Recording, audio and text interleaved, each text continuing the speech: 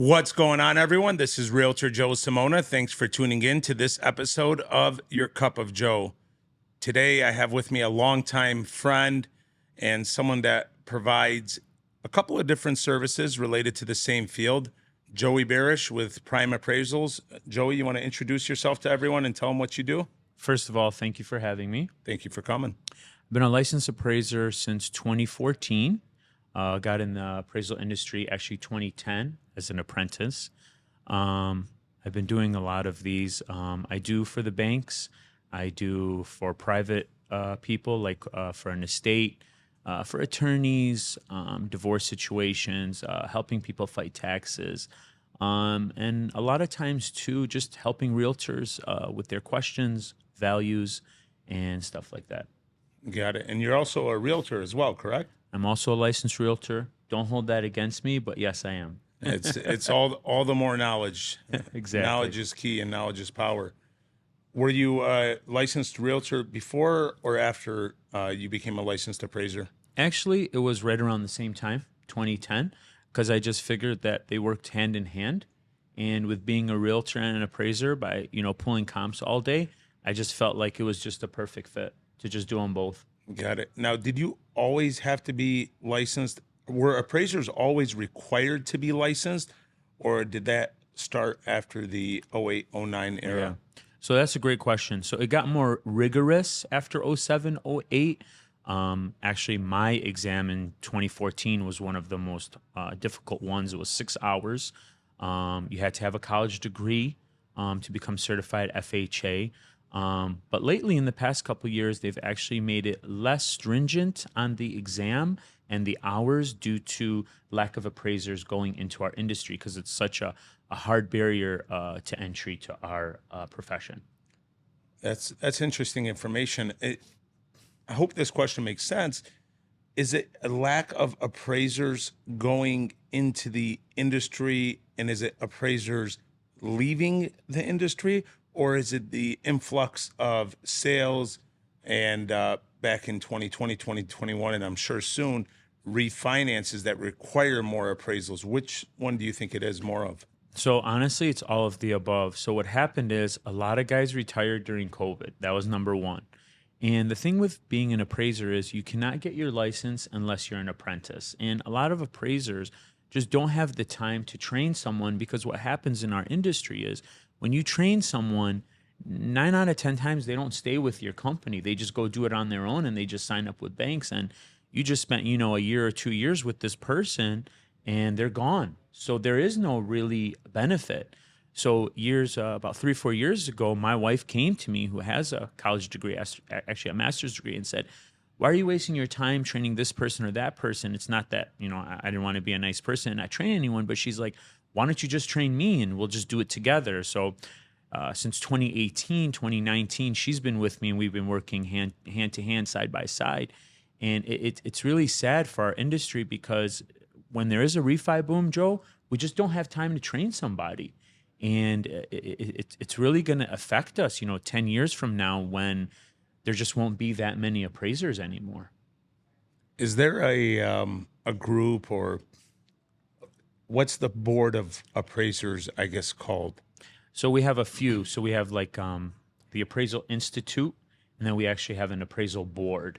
And then we have, which those are in Washington. And then we have the actual state of Michigan that actually, governs our entire profession, just like as realtor.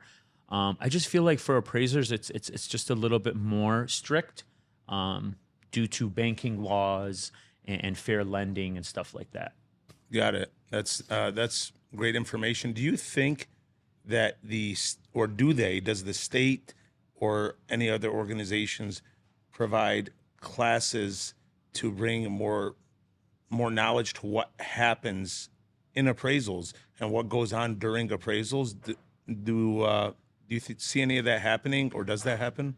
So lately, because of social media, there's certain things, but really it's more lately on us. So like I'll do these podcasts with certain realtors, or a lot of realtors will have me to their office and I'll do like an hour meeting to try to help realtors, especially the ones that are just getting in the industry. I mean, I did one a few months ago at a local office, and some of the realtors didn't even know what an appraisal was. Especially if you're working on, let's say, the list side, you're not really too concerned about the buyer getting that appraisal. All you really care about is the appraisal coming to value. So sometimes you have to just sit back with these people and teach them, say, hey, you need to tell your clients this and you need to tell your clients that before the appraisal. You have to be proactive. You can't just, sell a house and just willy-nilly, and the appraiser comes and then maybe there's repairs, or there's certain things that maybe that homeowner, that seller, that borrower didn't inform me, the appraiser, and that could really have an effect on their value. I mean, I've seen you talked about doing private appraisals, pre-listing appraisals, Correct. and all of those. I've seen you do private appraisals. I've seen private appraisals that you've done, and there's a lot of detail that goes into appraisals. I put a lot of details into my CMAs, comparable market analysis, but what goes into an appraisal is truly like mind blowing. You have, how many decks there are, and how many square feet the deck is, and if the porch or, patio is covered or uncovered, and if there's, granite countertops and, or updated countertops for that matter. So there's a lot that goes into appraisals. One of the questions that I have that other realtors I'm sure have, and that purchasers who may be listening to this, or sellers or anyone may have, Anyone. is you have a home that's a 3-bedroom home. You have a home that's a 4-bedroom home. Is there a standard formula for how you adjust the subject property? The home you are appraising is 3 bedrooms, Okay. and the only thing you could compare it to is a 4-bedroom. Is there a formula on how you adjust that?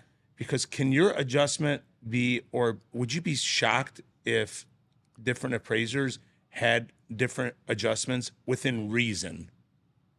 So what I always tell people is, if you put 20 of us in a room, you're going to get a different value and you're going to get different adjustments. So that's a great question you brought up. A lot of realtors ask me, so is it just $10,000 for a bedroom? Well, you can't just throw a number out there. So first of all, you have to see if that extra item, bedroom, amenity, pool, bathroom, whatever it is, you have to see what that market, your neighborhood, would pay for that extra thing, okay? Let's call this one a bedroom. So what I first have to do is find out if there is a negative or positive effect on marketability for having a 4-bedroom versus a 3. In certain cities, there is. And if I can extract that adjustment by taking a 3-bedroom comp and a 4-bedroom comp, making all my adjustments, and at the end seeing a difference, and let's say it is 10,000 or 20,000, then I know that that extra bedroom is worth, let's say, $20,000. If I go in a neighborhood where they're paying the same price for a 3-bedroom as a 4-bedroom, considering all things are equal, I don't make an adjustment. Now, there's a lot of neighborhoods, especially in Michigan, where your 2-bedroom really, really gets way less than a 3-bedroom. 3 bedrooms in Michigan is basically your average. So that's really our benchmark. Now, yesterday I was doing an appraisal. The lady had a 2-bedroom on the golf course with a view of a pond. It really took me a long time to find a 2-bedroom comp. I had to go out further in distance.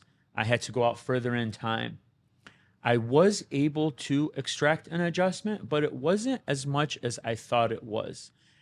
A lot of homes in that area are more empty nesters who live on these golf courses, a little bit more affluent neighborhoods. So it didn't really affect it that much as, let's say, when you're in Ferndale or Hazel Park. 2-bedroom to 3-bedroom is huge. Basement to no basement is huge. So it just depends on the marketability of that neighborhood, of that certain amenity. We just can't just throw out a number. And a lot of realtors like doing that. And when you're doing your CMA, and you're one of the few that actually does adjustments, and actually I'm not saying this because I'm on your podcast today, but you're actually very good with your adjustments. If you don't have access to an appraiser and your listing appointment is the next day, yeah, you can throw 10,000, 20,000, and just try to get close to help your client with a suggested list price or to help your client make an offer. But again, you have to be within reason. No, absolutely. And what some people don't know, a lot of agents don't know are things that most appraisers, I hope, know. For example, a bedroom on the main living areas of the home, for lack of better words, would you say that it's worth more than a bedroom in the basement? 100%. Yeah, so a lot. Actually, in Michigan, sorry to cut you off, we don't count bedrooms in the basement. Like the house I did yesterday that I'm talking about, she had 2 bedrooms on the main, 2 bedrooms in the finished walkout. We count bathrooms and sometimes kitchens. Fannie Mae and Freddie Mac have not made a decision. Well, for Michigan, there is if a bedroom below grade in the basement is counted as a bedroom. It's not. So if you have a 2-bedroom home and 1 bedroom in the basement, even though you have an egress window, you can't call it a 3-bedroom. There's a lot of realtors that do, and I always urge them that at least in the remarks, please put on there for the buyer, for the appraiser, that 3rd bedroom is located in the basement. We do not count it, even if it's a finished walkout. A lot of people, a lot of agents, buyers and sellers alike, don't know that the appraiser sees the purchase agreement when purchasing a property. First, is that on a national level, if you know? And also, how different would the values be if the appraiser did not see the purchase agreement? Is that what caused what happened in '08 and '09 to happen? So that's a great question. For refinances, we don't know the value of what that person needs to hit to get their refinance to go through. Nationwide, for a purchase, yes, we see the price. We actually have to analyze the purchase agreement. There's a spot on the first page of the appraisal report where we have to analyze the PA. So that's a great point. Does it kind of sway our number? Yes and no.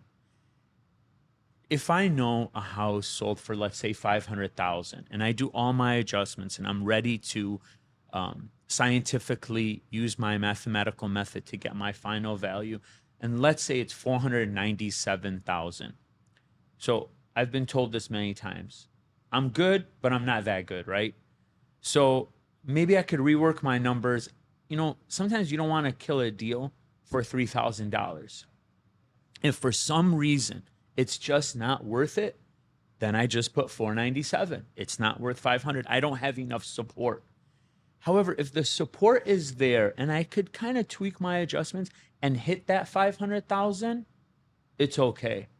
But a lot of times when you don't know the number, honestly, who knows what that number can come in at. But when you have the purchase price, it does give you a little bit of a benchmark. I kind of wish we didn't have that number. That way we can just do it totally on the numbers and our comps and our adjustments and our own merit.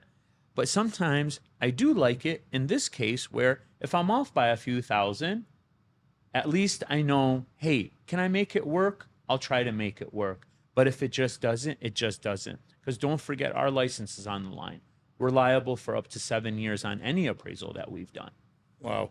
Do you ever not look at the purchase price until after you've maybe completed your initial review of the appraisal to see how far, if you're off or if you're on? I know you can adjust within reason. If you find justification to adjust just based on the last scenario that you gave us, you can adjust within reason. Correct. But do you ever not look at the purchase price and do your calculations and then say, I did my initial review, now I'm going to look at the purchase price? Right. So a lot of times what I do is I'll pull my comps and kind of get an idea in my head first and be like, okay, I'm right around this number. Then I'll look at the purchase price and I'll be like, oh, wow, okay, that's good. But lately what I've been doing, which I don't know if some realtors would agree with this or not, but we're allowed to go out a full year for comps. If we're looking for something in particular, we can go out 2 years.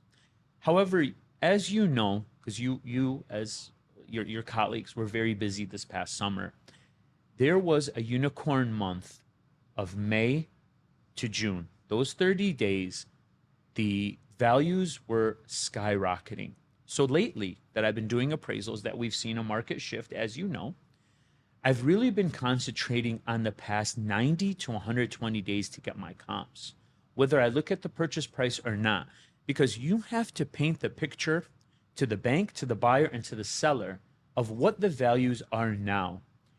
And I guarantee you, because it's been happening to me lately, if you look at comps from that month of May, your value is so much higher from that 1 month. It was such a crazy month that I really don't think that those values are indicative of today's time. They're just not.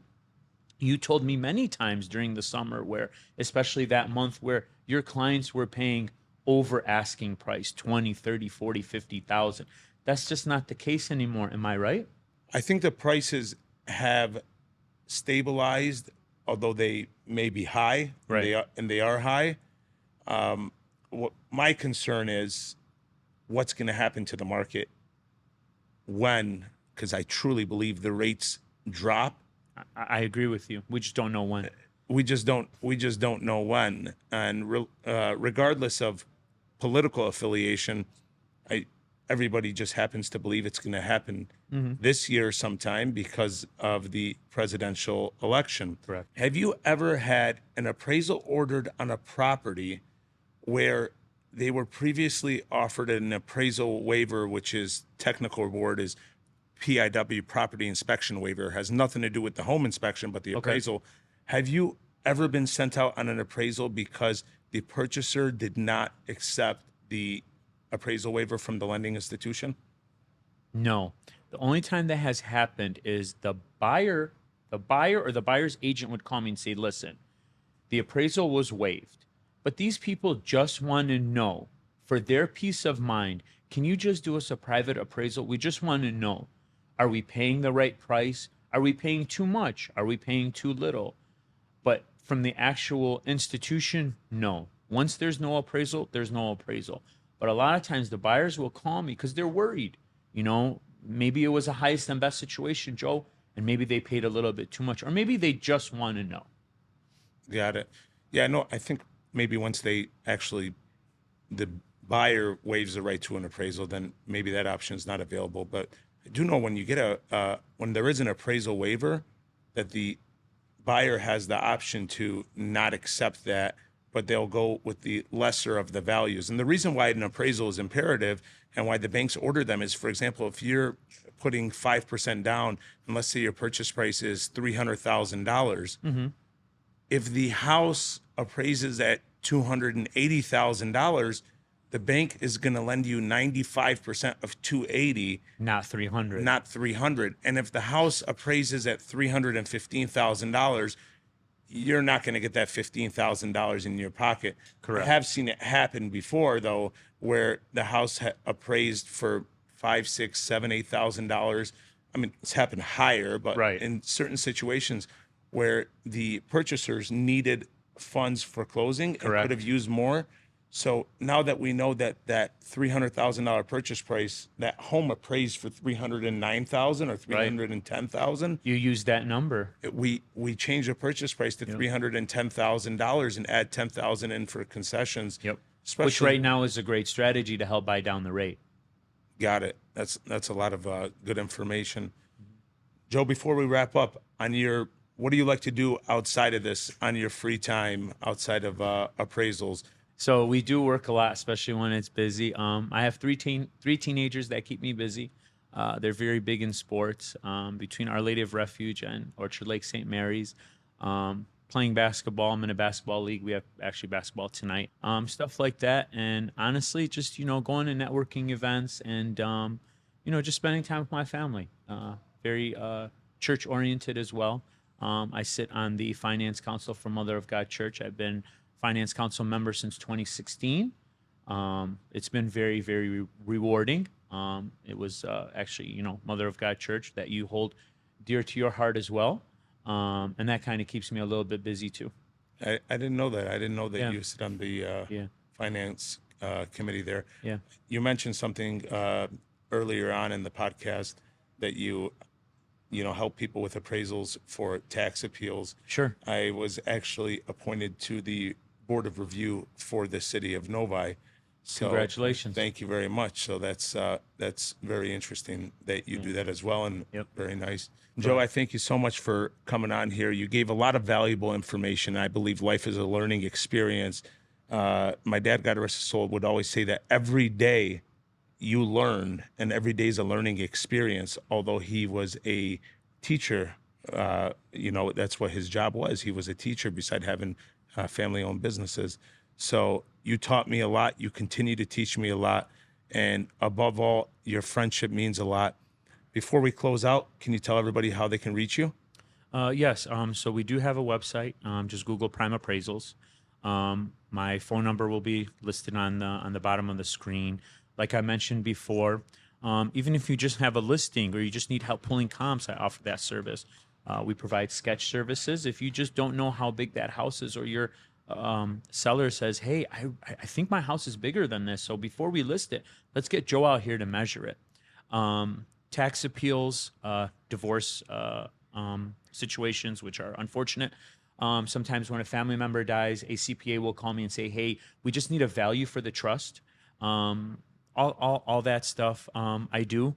And honestly, if anyone just has a general question, I just don't mind helping. So I really appreciate you having me on, and I hope other realtors do reach out for me, or reach out to me, or the general public. I feel that I'm really good at what I do. I've been doing this for a really long time, and I really enjoy teaching appraisals. It's really my passion. So thank you for having me today. We appreciate you coming on. Everyone, thanks for tuning in to this episode of Your Cup of Joe. Stay tuned for the next one.